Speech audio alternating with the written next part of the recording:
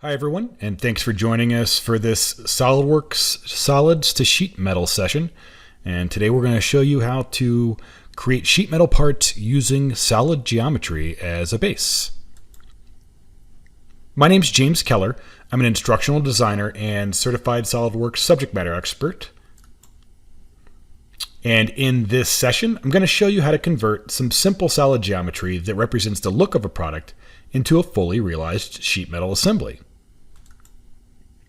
You'll learn how to use the solid to sheet metal tool, the Flange tool, and you'll see how to check for assembly interferences as well. And if we have enough time, I'll show you how to do some material adjustments as far as appearances and lighting and some tips and tricks that I've learned over the years. So let's get started. Okay, so starting with SOLIDWORKS open, and I'm just going to hit R on my keyboard to bring up my recent files. And I'm going to go ahead and open this preamp design. Now, this is a solid part, and it basically is just designed to represent the look of an old school preamp.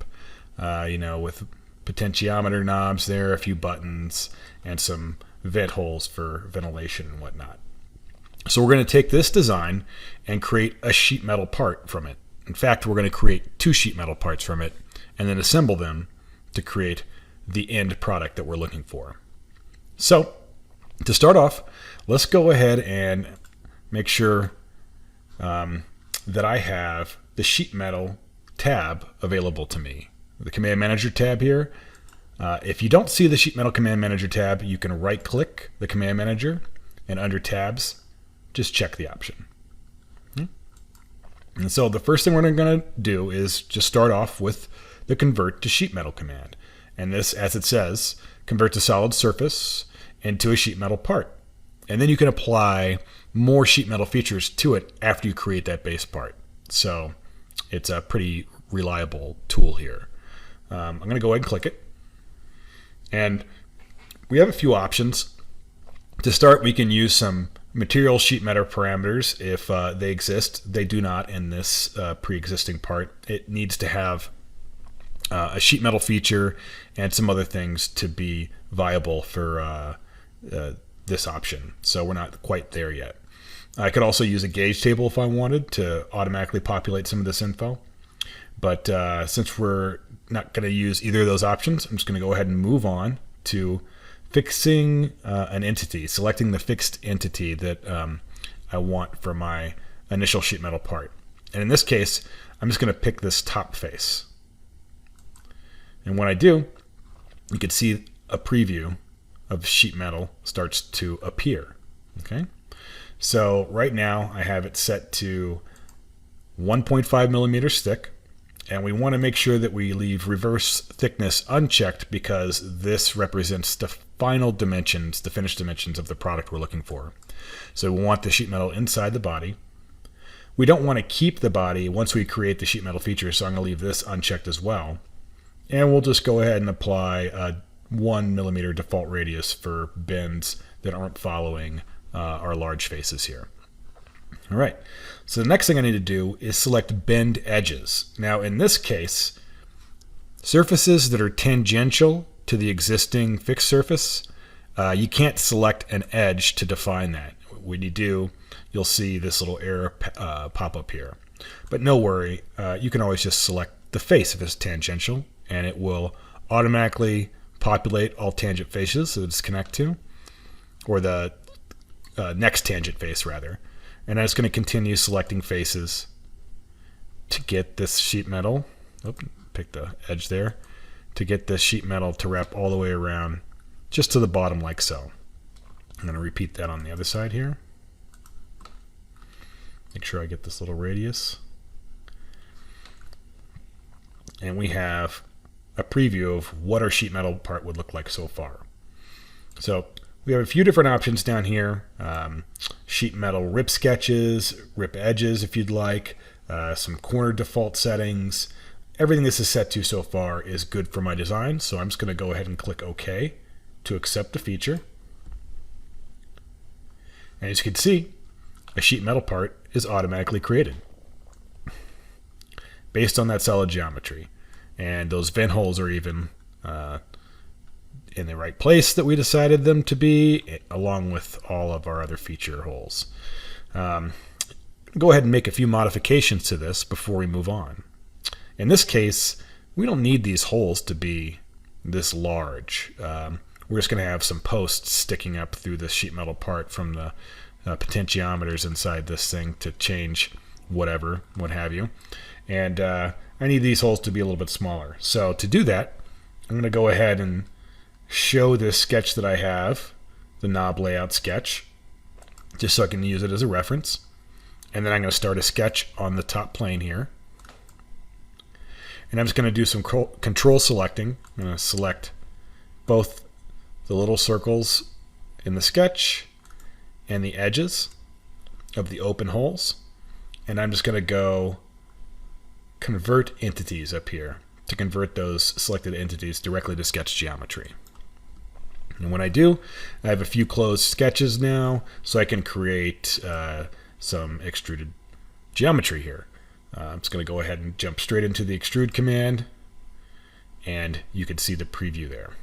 In this case, I'll go up to surface and just pick the bottom surface to make sure I get the thickness that I need, and I'll ensure that merge result is checked so it combines this new extruded geometry with the existing sheet metal geometry.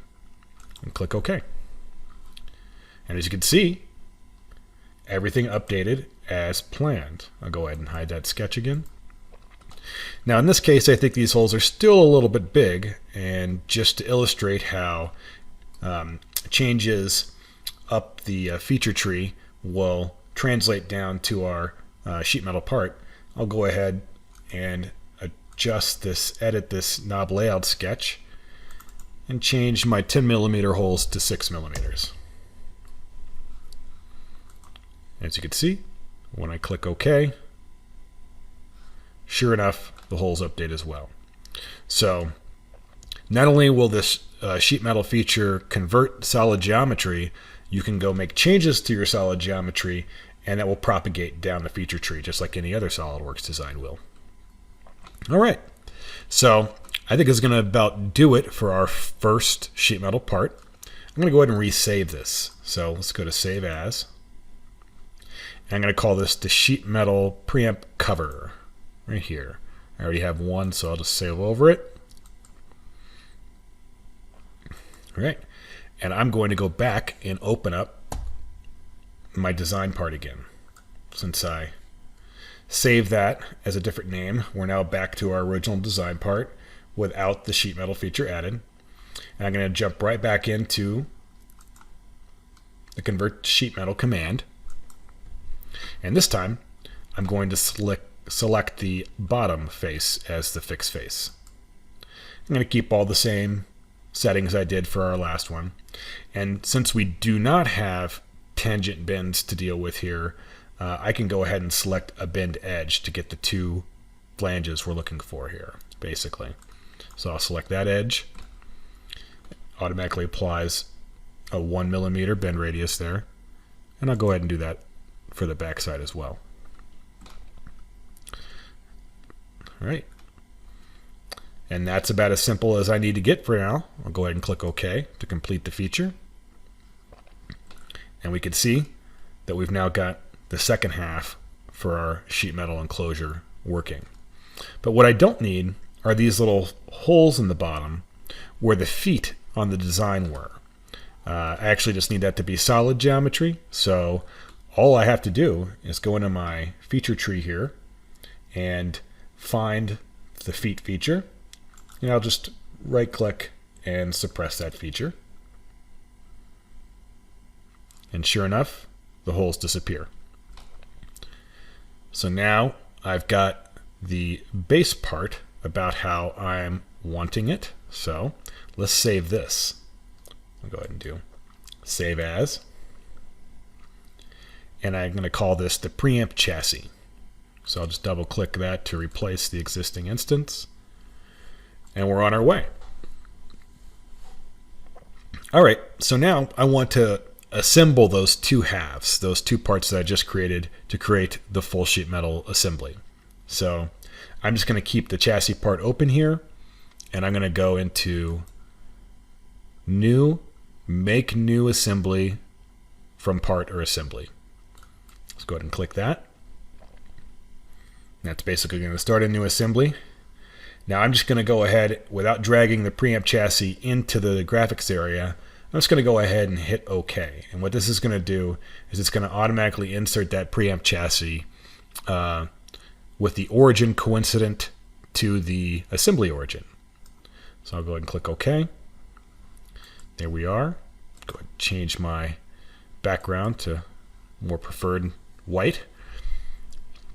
And if we double check the origin here by selecting it and then control selecting the origin of our chassis part, we can see that they are indeed coincident. So that is how I want this to behave for now. So I will go ahead and keep that as is. Alternatively, I could float this part. Let's say I just put it somewhere randomly in the graphics area. And now we can see that its origin and the assembly origin are mismatched. So I'll just go ahead and quickly create a coincident relationship, mate there actually, from the pop-up menu that came up by control selecting those two origins. And there we have it. Basically the same thing we had by just clicking the check mark and fixing the chassis in the beginning. Now let's go ahead and insert our cover part. So insert components. We already have the preamp cover selected here, or in the options because it's an open document. I'll select it and then just move my cursor into the window and click to place. Now I'm going to go ahead and do the same thing I did with the chassis and select both the origin and the assembly origin and just apply coincident relationship between the two. And there we go. So now both our parts are basically positioned how they need to be for the final assembly. But as you may have noticed, we have a little bit of overlap here.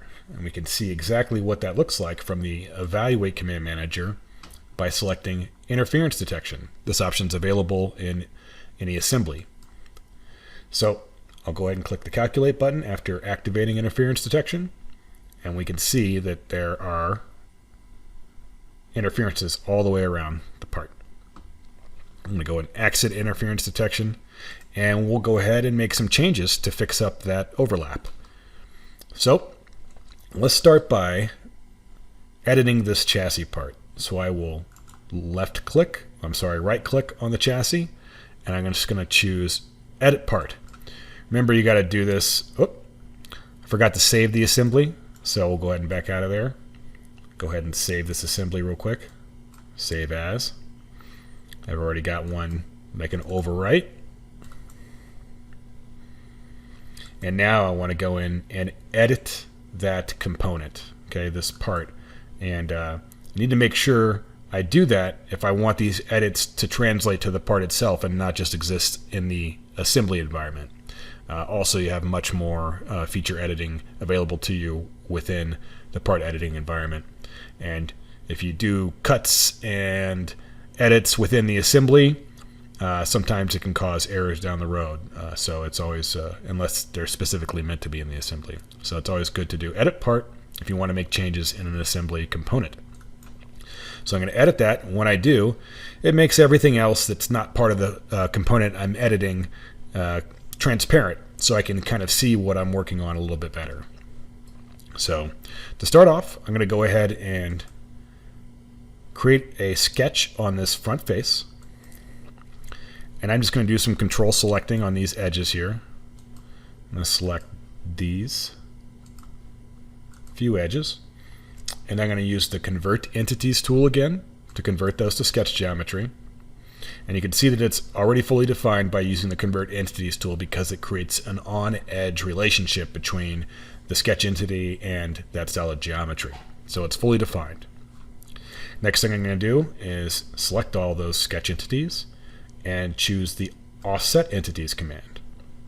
And I'm going to go ahead and enter 1.5 millimeters, which is the thickness of our sheet metal, and ensure that cap ends is selected here with the lines option.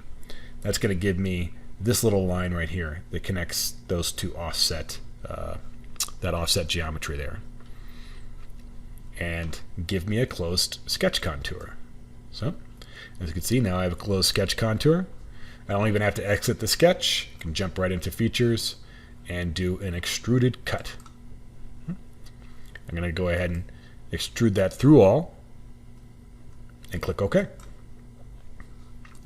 Now, as you can see, we've only got a little bit of interfering geometry now. We took care of much of that stuff we had to deal with.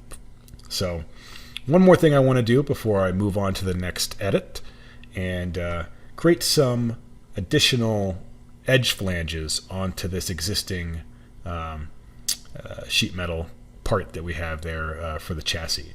So I'm going to go to Sheet Metal tab, and I'll find Edge Flange.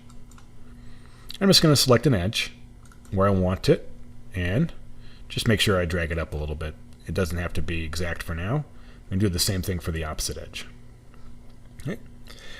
Now, I'm going to go ahead and have the default radius used. I want that at a 90-degree angle. These flanges are going to be for this little face right here on the cover to adhere to when the assembly is complete. So these don't need to be very tall. I'm going to go ahead and just apply a flange length of 6 millimeters.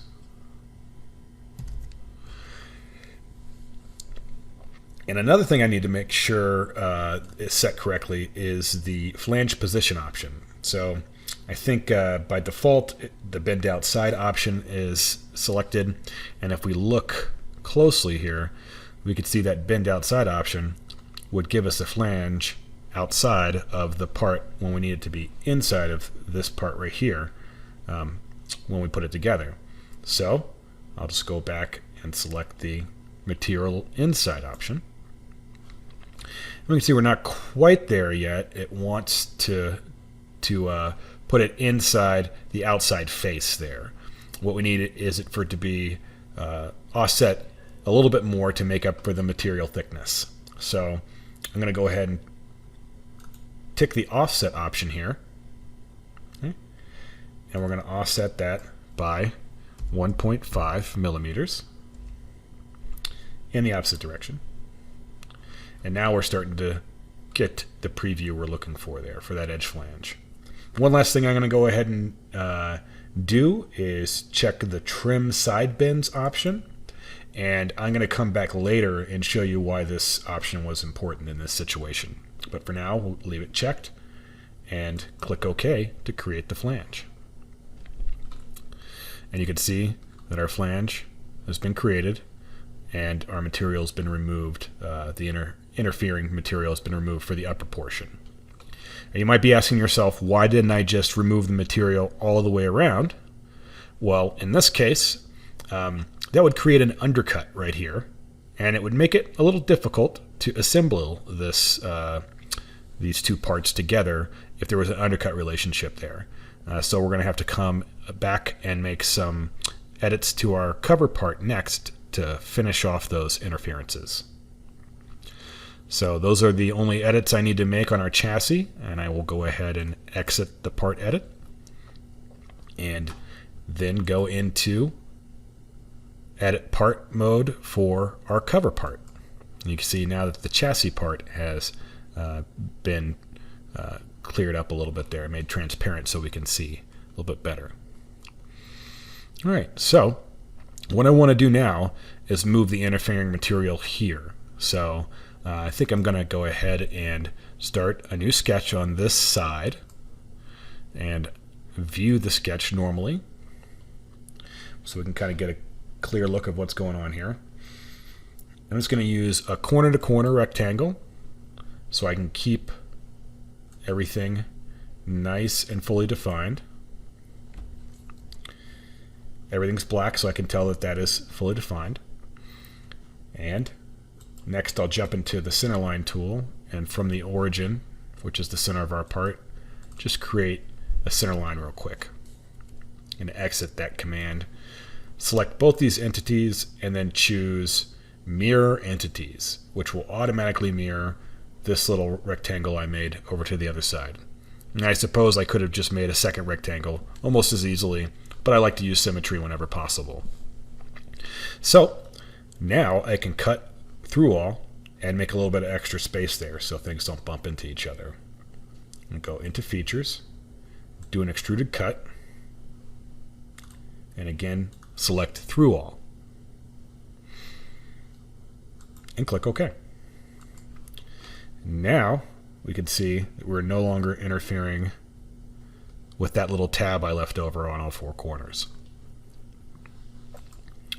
All right, I think that's about all the modifications I need to do to the chassis part, so I'll exit that as well. And we can double check our interference detection tool to see if we miss anything. So start interference detection, click the calculate button, and we have no interferences. Now, let's exit this. Go ahead and do a rebuild. Let's go back into our chassis and do another edit part. And then I'm going to go down to that last edge flange option I made and edit it.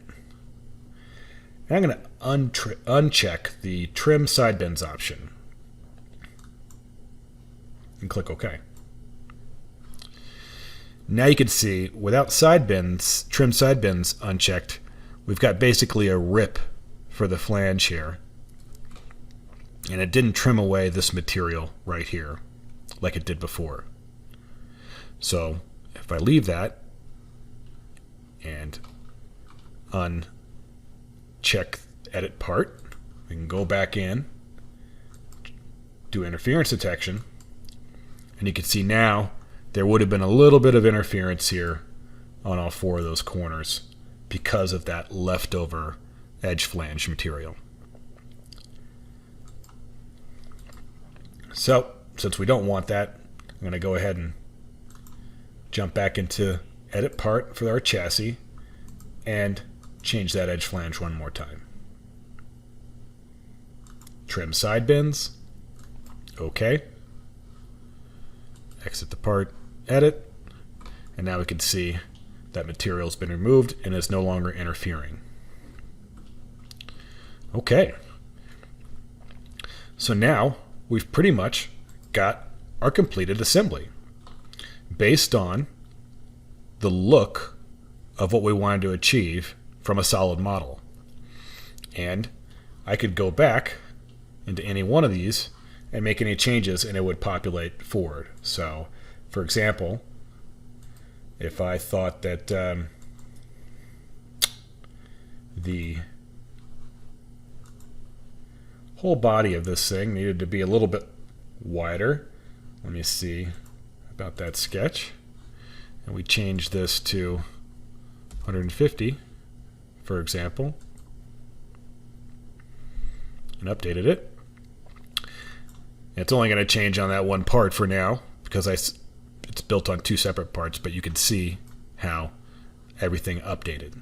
So I'm just going to go ahead and click back in the edit. Don't even have to edit the sketch. I can just double click it to show it. Change the measurement back to 140. And we'll click OK.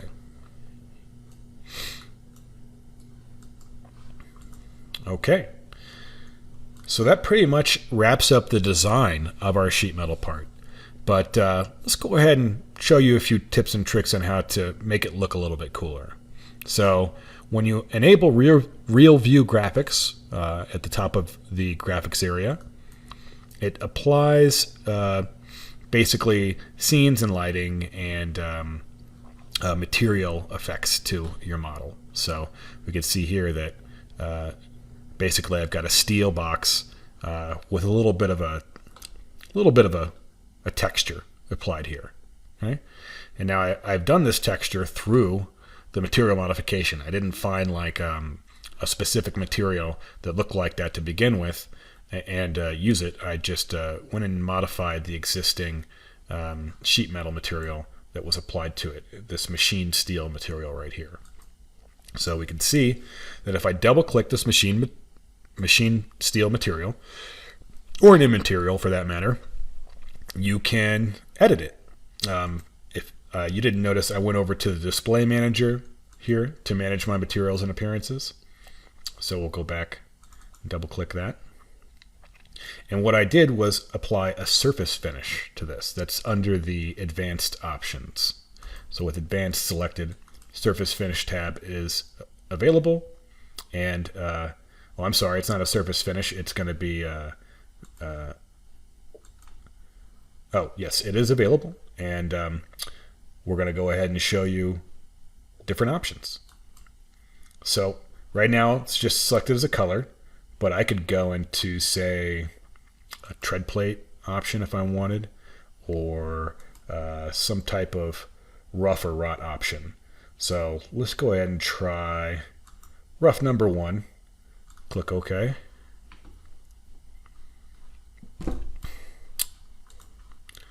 So I got a little error there. I'm not exactly sure what it is. Let's see here. Surface finish. There we go. And something different.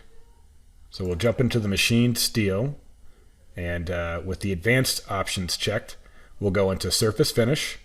Okay, and you can see right now there's a cast surface finish applied. I can change that to anything I want. I can change it to machined steel, which is a little bit smoother. I could try different rough options.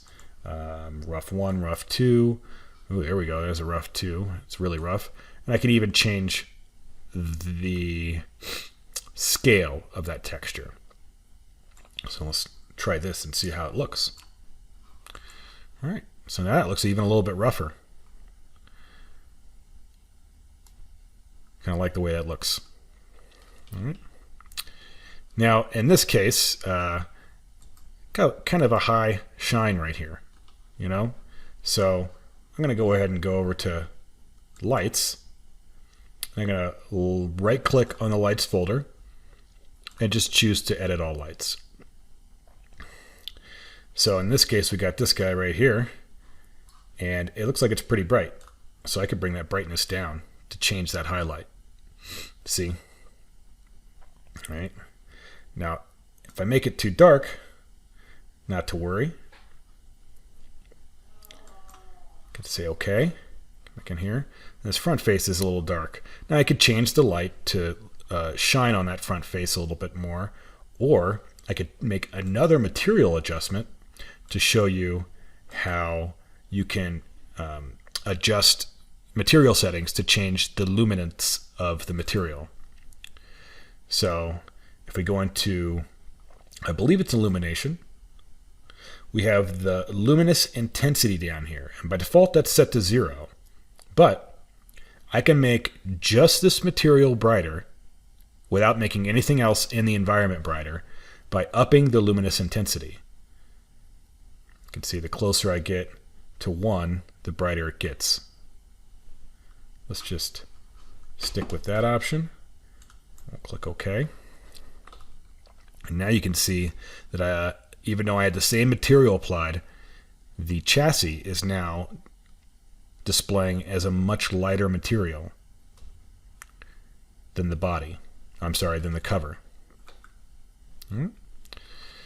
So those are a few tips and tricks there for changing and modifying your appearances and materials, and just hopefully you can apply them to get things looking the way that you hope they will in SOLIDWORKS. See, without even having to go into photo view, now I could do a screenshot of this and it would look pretty good if need be.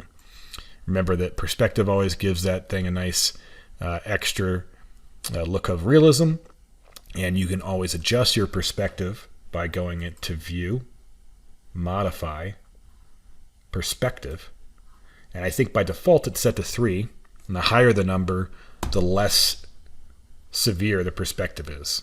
So you see how now it's just a little perspective. If I go back, modify that one more time, I'll go back down to 1, a little bit more extreme. Right? So you can go down to even 0.01. The lower number you get, the more extreme the perspective is. Other options are shadows and shaded mode, which don't apply here. You can do ambient occlusion, which give you basically occluded areas of the model show in slight shadow. It can look a little tricky at times. And if you want to get real fun, you can always apply a cartoon look to it. It kind of makes things heavy lined and gives it more of a cartoony look.